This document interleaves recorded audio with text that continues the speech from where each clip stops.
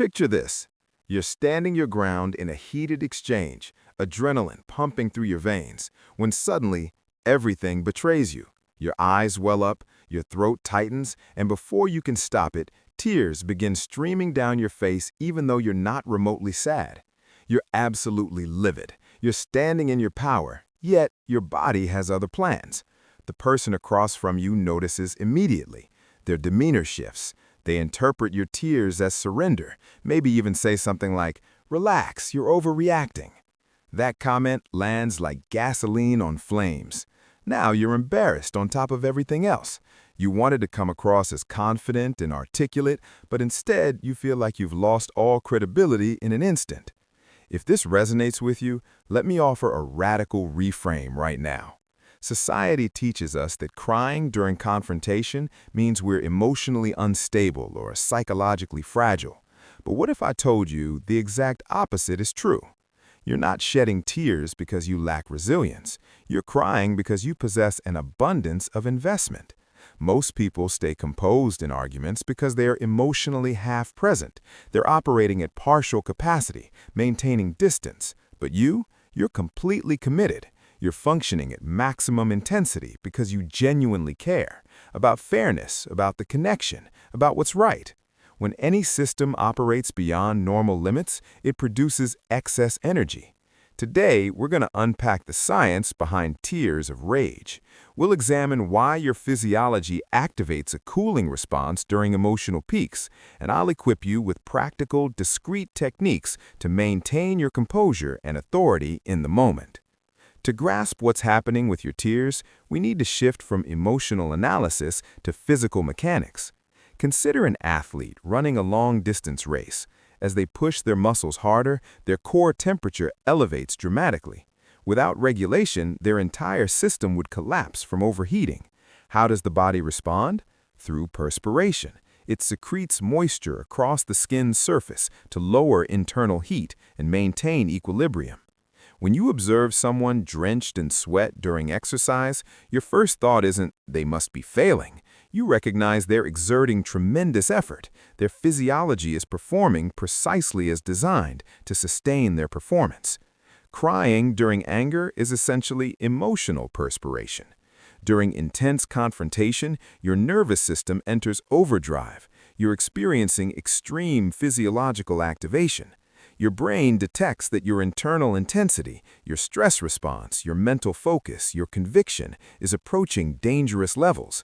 To prevent total system overload, your brain initiates a regulatory mechanism. It engages the parasympathetic nervous system, your body's calming apparatus. This releases specific neurotransmitters. It decelerates your heart rate.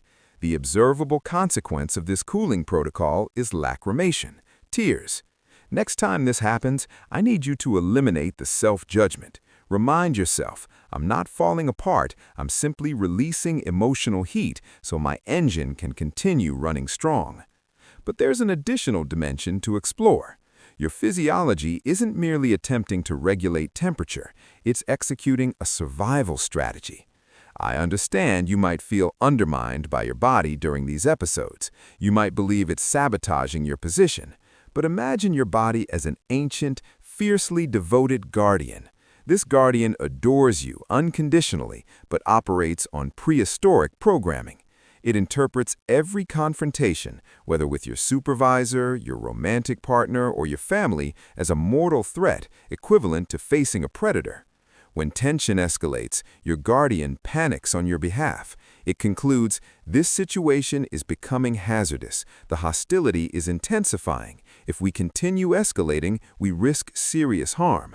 So it intervenes protectively. It triggers your tear response. Why would it do this? Because of remarkable evolutionary biochemistry. Contemporary research reveals that human tears carry a chemical messenger, an imperceptible molecular signal. When adversaries detect or perceive tears, their testosterone concentrations decrease and their aggression pathways deactivate. Your tears function as a biological peacemaker.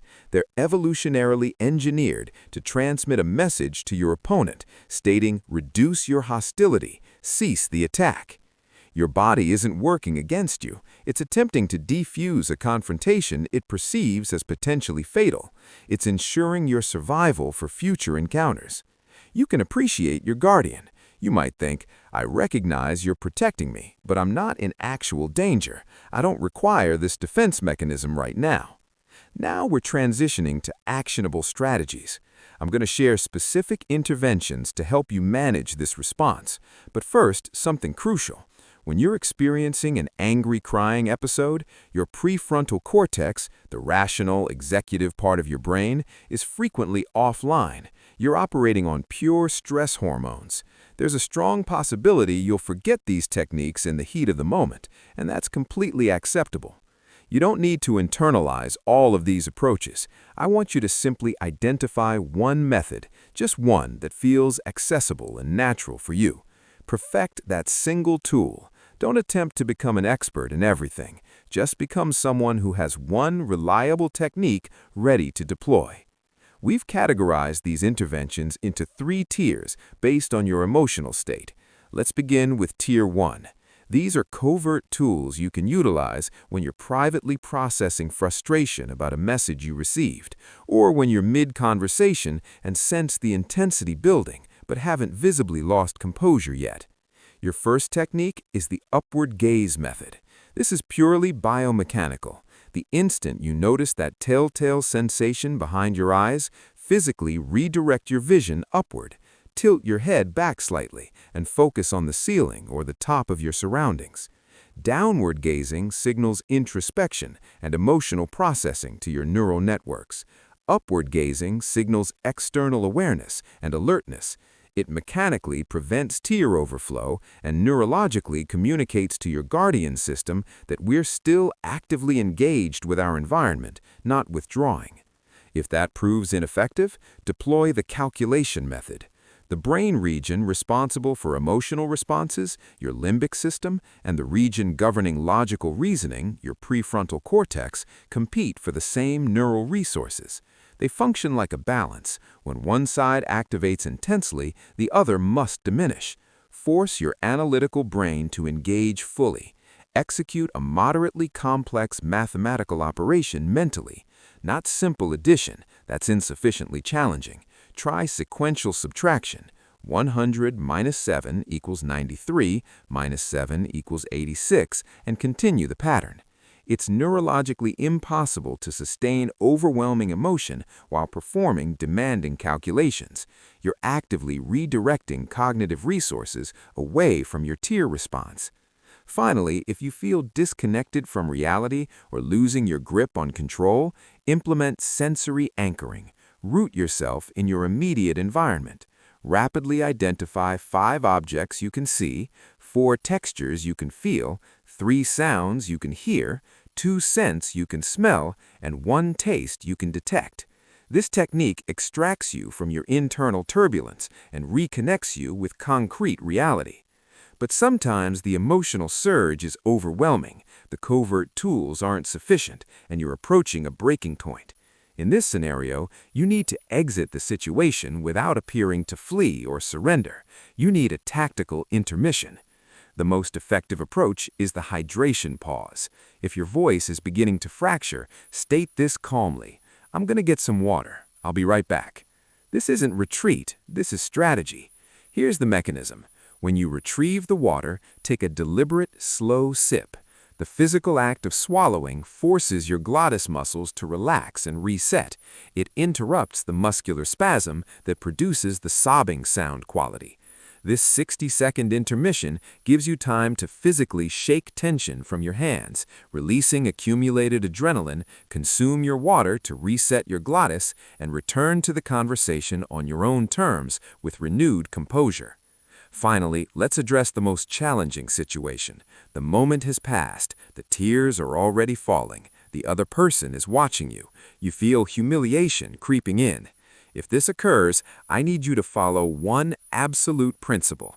Do not apologize for crying. Do not say phrases like, "I'm sorry, I'm being ridiculous." That communicates vulnerability and implies you've committed an error. You haven't done anything wrong.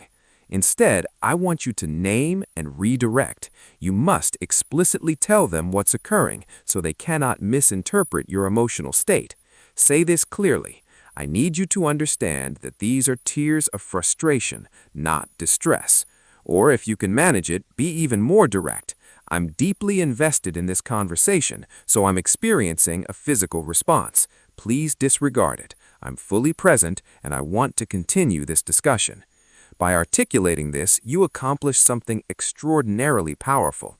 You claim your authority. You're communicating, my physiology is reacting, but my mind is completely engaged and in command. There's profound strength in that position. To experience tears and simultaneously continue expressing your perspective with clarity, that's not fragility, that's the embodiment of genuine courage. I want you to understand that developing this capacity requires patience and practice. There will be future confrontations where the tears